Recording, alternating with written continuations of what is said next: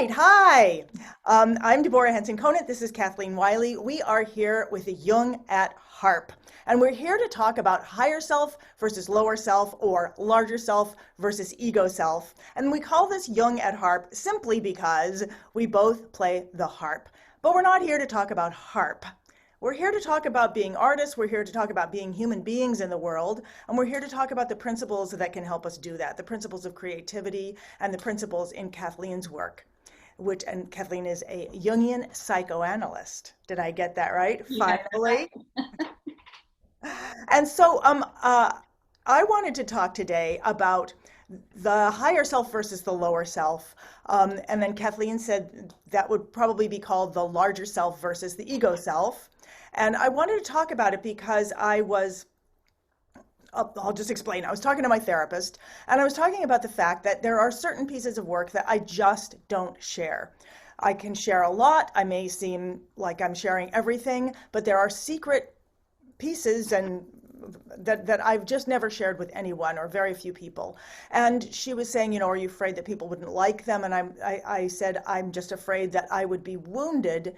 It's not about liking or not liking. I'm sharing something that is just me, purely, absolutely me, from me to me.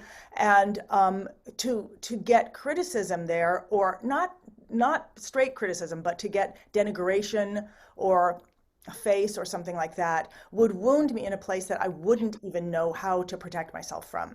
And by the way, she said, so if someone said, I don't like this, I said, that's not a problem. Like if someone said, I don't like the true you, that's easy. It's like, okay, got it. But if somebody just does something sly that I don't know how to deal with. And so my therapist said to me, you need to find a way to protect yourself in another way. And I was like, well, I don't know how to do that from within me.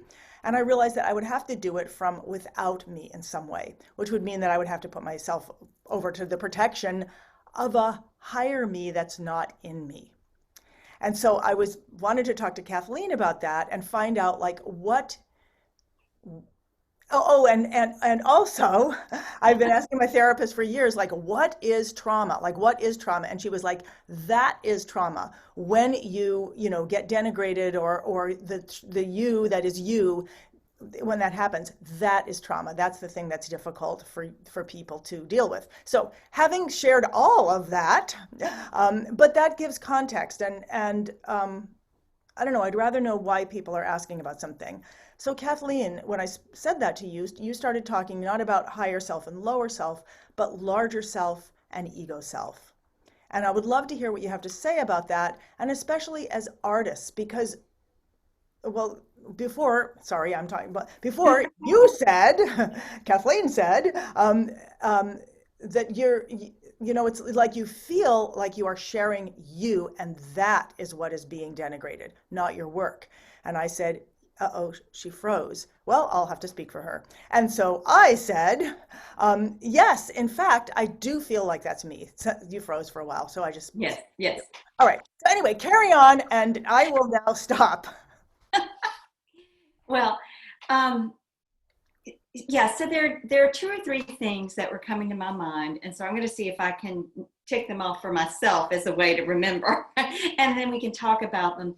One is this idea that in the moment we're identified with, that's only one aspect of the larger self that we are. So, for instance, in a moment of wounding, because we have felt denigrated or debased or devalued, or even just totally annihilated in our sense of self, that's one experience. It's not the whole of all of who we are and all of our experiences. But something becomes traumatic when that one experience exists isolated from the rest of us to be able to inform it. Because in being located in the whole of who we are, we realize there are other things also that then can come to bear, in this case, on that place of wounding. So there's this idea that we have to begin to separate out that any one experience is the whole of who we are. One experience is one experience of our ego conscious self. But there's so much more to the larger self, the totality of who we are as a soul in a body.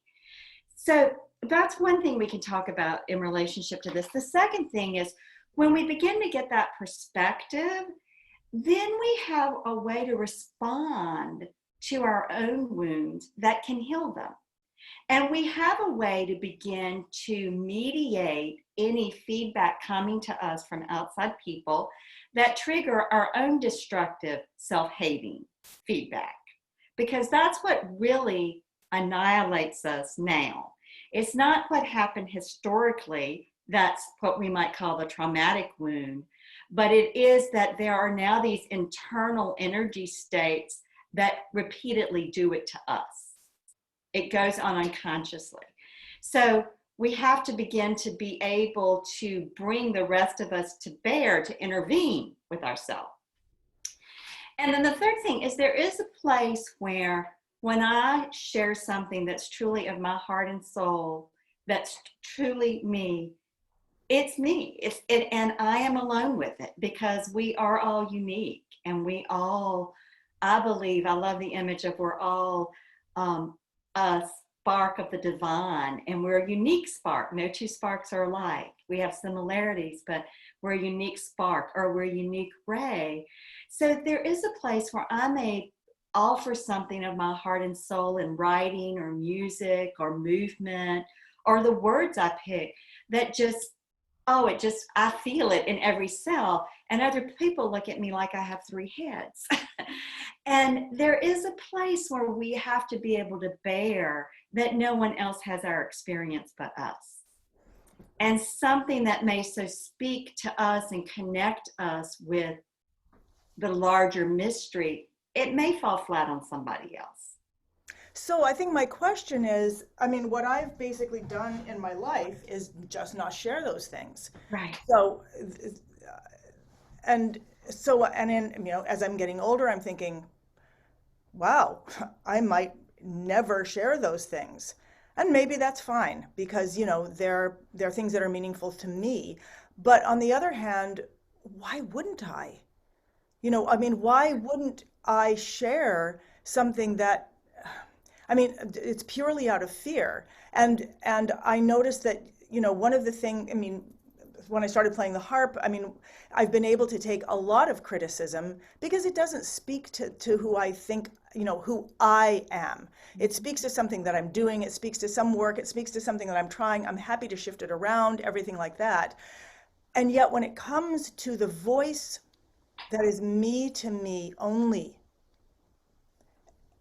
that's not open to criticism. It's not about this is how you could do this better, because I'm not trying to craft something. Right. I am sharing the voice of myself to me. Mm-hmm. And I mean, I guess I'm asking, do I share do I share the voice of myself to me in the world, or do I just not? And go on and assume that it's going to come out little by little in the other things that I do, but not do it in the raw things, which may or may not be, you know, better, worse, whatever. But the fact is I'm hiding. And as I hide, Right. that generates me hiding. It's experience of me hiding, and then I'm hiding in my life.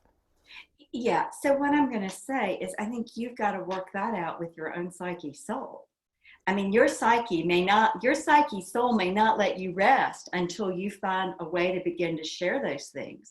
I mean, I'm thinking about a colleague of mine who, before he was an analyst, he was a Presbyterian minister, and he's written a book, Jerry Wright is his name. He's written a book called Reimagining God. And in the introduction to the book, he says, now that I'm finally publishing these essays and writing, maybe my unconscious will leave me alone and let me sleep at night. You know, he was putting himself out there in a way that I'm projecting a little bit, that you're talking about putting yourself out there. And Right. he's finally done it because he had to do it within himself, something. So I think sometimes that really is what it's about. It's about what's our own soul demanding of us, and can we get away with hiding? The ego adaptive self-hiding, or does the soul say, no, you got to do this, or I am haunting you, so to speak? And you know, the other thing I want to say about that, DHC, is I think there is a place where there is a resilience that is built each time that we share ourselves in that raw, authentic way. And perhaps part of it for you with these works you're talking about is beginning to find the one person you can share them with. And then perhaps a small group that you share them with.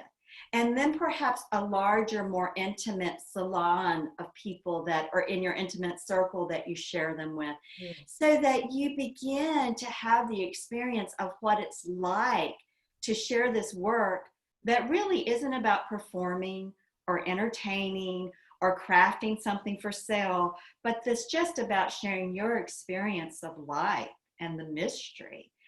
And that way, you can begin to bring some different feedback to that place in you that was wounded young, that still is terrified of denigration and wipeout.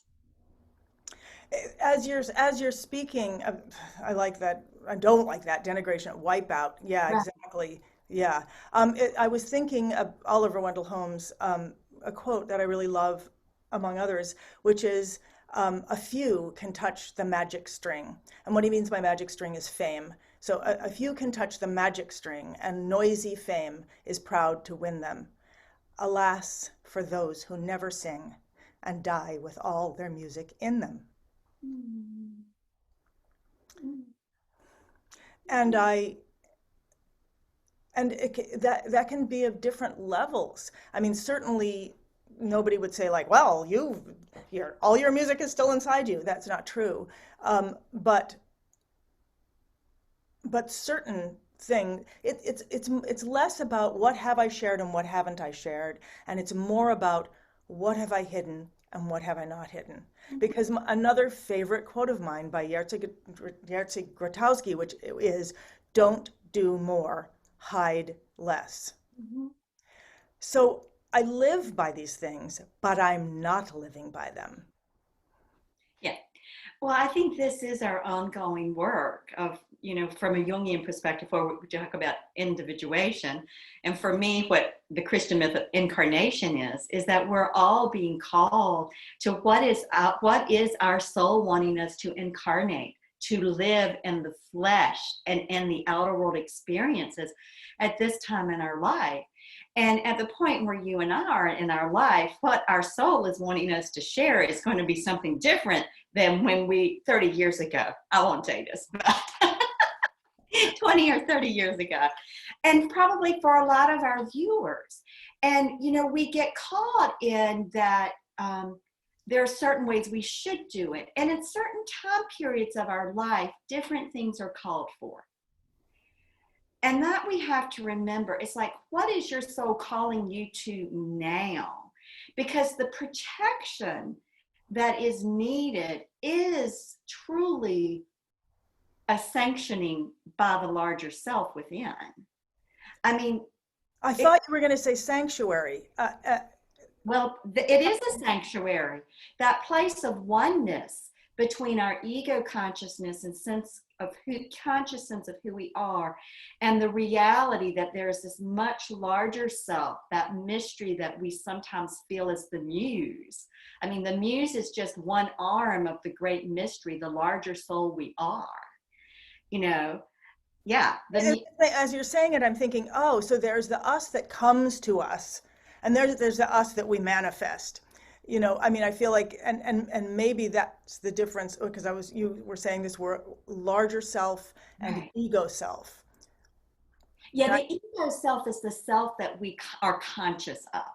And the way we become conscious usually is through outer world expression. That's an outer world experience. That's one of the primary ways we begin to experience consciousness, is through the interaction we have with the outside world. And so we then develop this conscious sense of self, or ego, which is but a fraction of the larger self or soul that we are. Well, yeah, I can see it in my own life that, I may have taken in that experience early on, but I see now that I am recreating that over and over and over again. Like, just in terms of the experiences I choose to have, or the engagement I choose to have with something. I I can see that I'm not necessarily open to the truth, or reality. I'm shaping it. Yes. Well, there is a way, and the ego's job, the ego is important. There are some traditions that talk about how bad the ego is and we don't need the ego. But from the perspective of analytical psychology, we need the ego because it interfaces with the unconscious, all that's in us, and the conscious world out here. So we need a mediator. And that the ego early on in life forms up in relationship and response to outer world demands, outer world shoulds, must, and ought tos, outer world dictums, expectations. But then in the second half of life, what the ego really has to do is connect with the inside world and what is it the soul wants and what is it the soul values. And then the ego begins to connect and bring that out into the outside world. So the locus of control shifts. It shifts from outside expectations, demands, shoulds, must, and ought tos, to the inside, we might say, demands of the soul. Wow. So this, what we're seeing, this is the interface. Yes. Basically. Yes. And so this makes sense with this idea of creative resonance, which I've been exploring, which is as we truly get truthful with an instrument, and that can actually help tune our inside, so we become, so we're expressing on the outside what we're expressing on the inside. When that can become really consonant or the same thing, then there's this resonance. And so I see that you're saying that, we're taking it in and then we're starting to, translate the soul out in a sense. Right. And yet, and not and anything against that. And I feel like there's a filter. I have still internalized that filter, which we've talked about many times, the shoulds, musts, or this is going to happen, or whatever, so that as much as I may seem that I'm expressive, and I am, especially with a harp in my hand, sometimes I feel like Joshua, in the Battle of Jericho, with a trumpet in his hand, he can do anything, like I can bring the walls down if I've got that trumpet. I can feel comfortable if I'm in music, and yet I am constantly aware of where I am engaging with my own hiding behavior, constantly. Unless I'm in the throes of music, in which it's such a relief. Yeah, no, I'm thinking about how often our art and our profession partly arises as the conduit through which we feel comfortable sharing the totality of who we are, and that when we aren't in that place, we don't have the muscle, the psychic and emotional muscle, to live our truth, that we do hide. And there is sometimes a way in which people's art and profession is what Winnicott called an adaptive self. That it's not the total self, but it's the adaptive self. It's the place we feel safest in interfacing.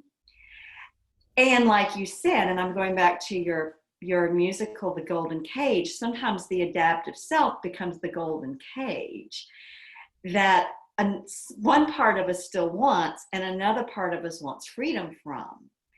And so it would be easy, and if I had a 1, 2, 3 of how to get there, I always say to my announcements, I'd be on Oprah if I had the 1, 2, 3, but I don't have the 1, 2, 3. But what I know is that happens over time. Every time we pick up this struggle consciously, every time we feel ourselves in the throes of wanting to hide and the push of the soul to express, and every time we can help those two positions move a little closer together, and we can take a step forward together. So the step forward to share with one person, the step forward to share with the group. And little by little, something then shifts. These two extremes, the hiding and that prompting, that pushing of the raw sharing somehow blend in a way that we can, the ego and adaptive self has a way to move forward that is safe and that is more authentic than the way we had been moving.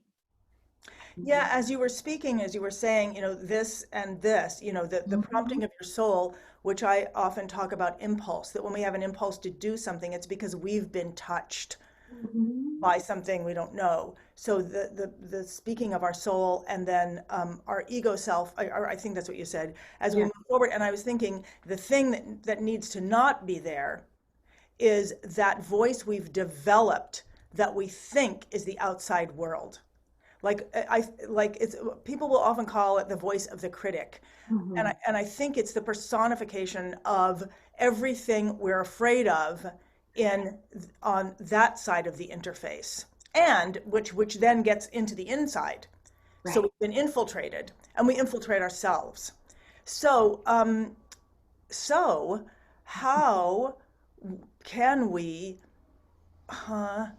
like this is Well, it is an unconscious process of differentiation, which means it's like gardening and making something grow in our garden. We cannot make what we're talking about happen, but we can tend it by having the kinds of conversations with ourselves that mm, we're talking about having, with having the kind of dialogue with each other, with having the kind of exchange you were having with your therapist. mm, mm. So we tend it, we invite that process to happen, but it's a fun process of separating things out, like separating out our value and worth from outside feedback, separating out someone's criticism now to the wipeout we experienced as a child, Right. separating out someone's critical comment from our own self-hatred and criticism.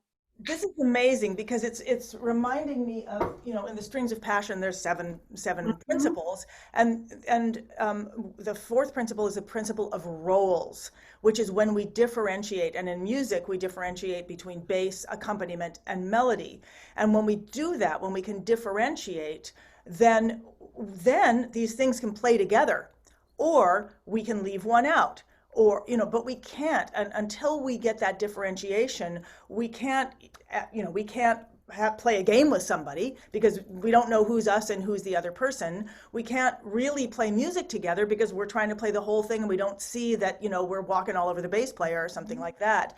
So this differentiation of these roles allows us to engage with others and otherness even if it's in ourselves. So I'm thinking that I have not yet necessarily learned to differentiate in my brain between the voice of impulse or the voice of that's coming through me, the egoic or whatever it's called, the me that loves to craft things and I'll make something out of that, and then that imaginary personification of all the danger that could be in the outside world. Oddly, I don't seem to have a personification of all the love that could be in the outside world. Yes, isn't that amazing? We somehow miss that most of the time. Right. We end up with the Right. uh, what Winnicott called persecutory anxieties. We have Oh, right. persecutory anxieties, and they're just happy to grab hold and hijack anything that's going on in our life. They kidnap our present moment to make sure we know we're not safe when that's not that's not the truth. But it still can feel like the truth in our body. But what you're saying, I love how you took it to the roles of bass, accompaniment, and melody, because I think there is that kind of fun differentiation when we begin to have that within our own nature. Just like in music, once you differentiate and relate to each role, they can somehow come together in a whole. Right. And that is an organic process in music that is invited, intended by the differentiating out and attending to each separate role. The same is true in our psyche. Well, and it's interesting because I remember when I was first learning in music school at Bach chorales, and I remember seeing the music, and there was a melody line, and then there was just like a bass line, and I remember saying to my teacher, "Where's the music? Like, the music?" And he says, like, that is the music.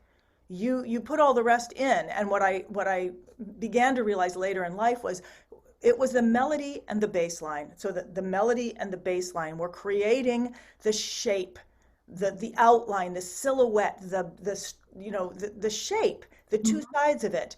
And then what goes in between, there's a lot of choice there. Yeah. There's also choice of bass. I mean, the melody is the melody, unless you're improvising. I don't want to get into that, but I'm thinking that how we decide to do that harmony, the harmony in a sense creates the emotional atmosphere to a certain extent. It can. I don't know. I don't want to go too far afield here, but I'm just really interested in wow, can I change the harmony of my internal? Absolutely. And I love that, because what you're talking about is, and if we go back to the example of you're sharing this work that feels like it's just so you, if you begin to move towards a harmony, well, let me say it a different way.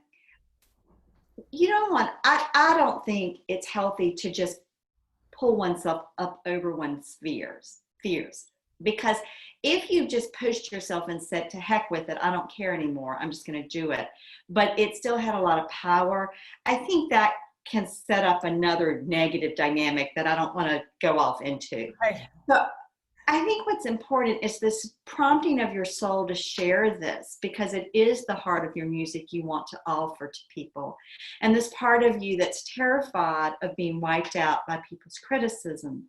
If you can begin to honor both and find the next step that both can be satisfied with.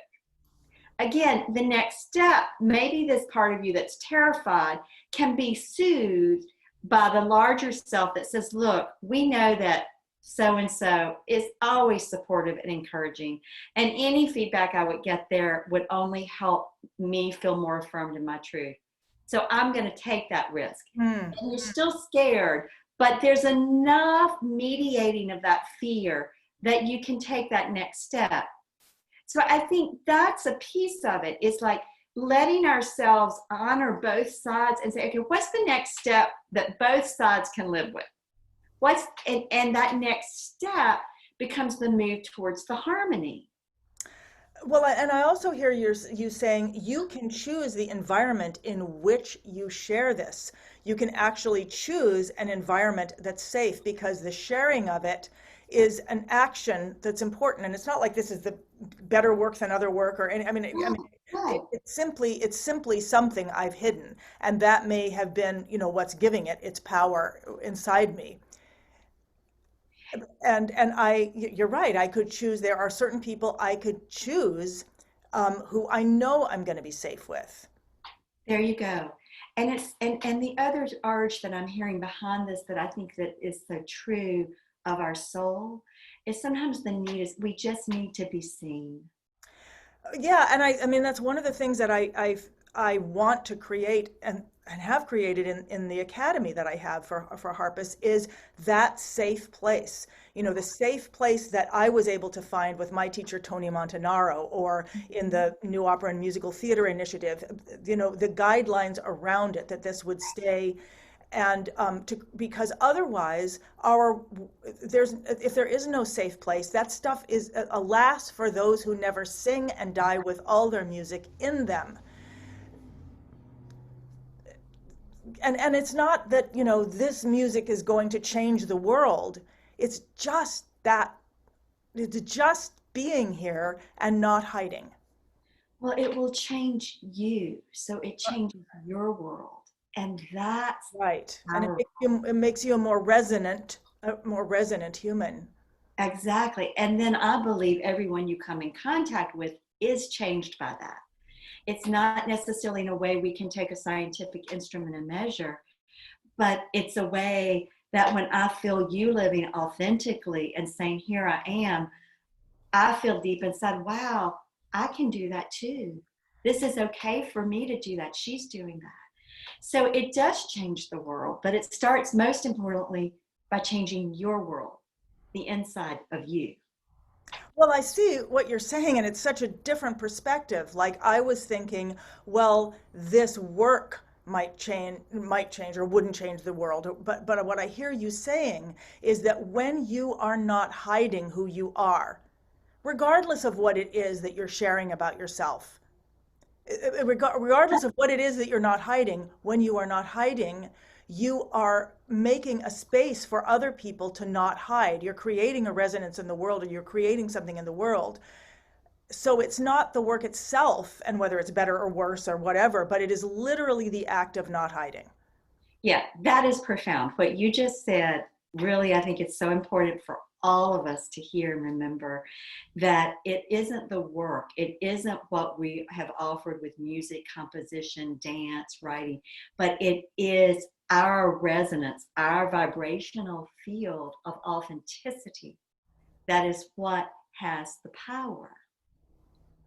And you're saying authenticity, and I've never really known what authenticity is, but I think in light of this conversation, authenticity is being a not hiding person. Yeah, it's letting the fullness of all you are and your experiencing of yourself flow in appropriate ways. So you can't actually attempt to be an authentic person. All you can do is like, don't do more, hide less. Yeah. Again. Yeah. Don't do more, hide less. So I see that this conversation, as often happens, has come around to something different than I thought it was, or that I said it was, when I gave the title in Facebook, which was the larger self versus the ego self, or the higher self versus the lower self. But let's just say it was about that. Let's just pretend that we did talk about that. And how would you say what we just came to is that? Yeah, I think it is that, in that when we show up in the moment with all of who we are and we are authentic, the ego self, our little self, or smaller self, I can't remember how you call it, that then is the fullest expression it can possibly be in the moment of our larger self. So that we might imagine the larger self is the base of the pyramid, wanting to flow out through the ego self. And we are authentic when our ego self is expressing, embodying, consciously being with all that it knows of the larger self. So as you're saying that, and as you said pyramid, I was thinking, so the ego self, or the self that's, in the world, is like this pinpoint at the top of a funnel. Like when you're making a cake decorating or something, it's like that place that the stuff comes through.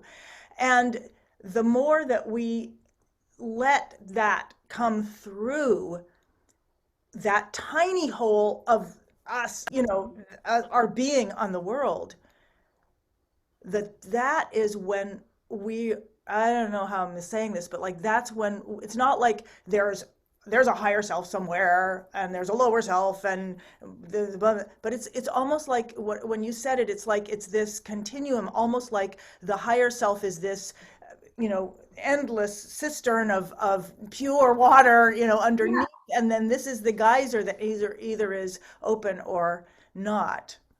It's a beautiful metaphor. And if we think about the cake, that funnel, there's all this energy in the tube of the icing.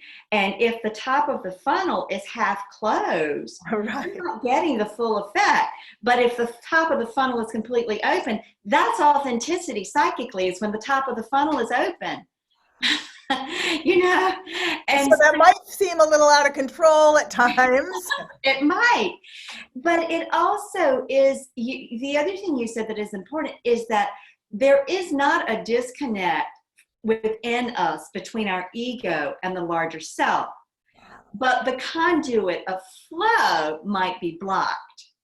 And that's what we consciously tend, through spiritual practices and analysis and therapy, 12-step work, any work of consciousness, is what we're doing is we are cleaning out that channel, and we're making sure the funnel top, the ego, is as open as it can be to that flow coming through.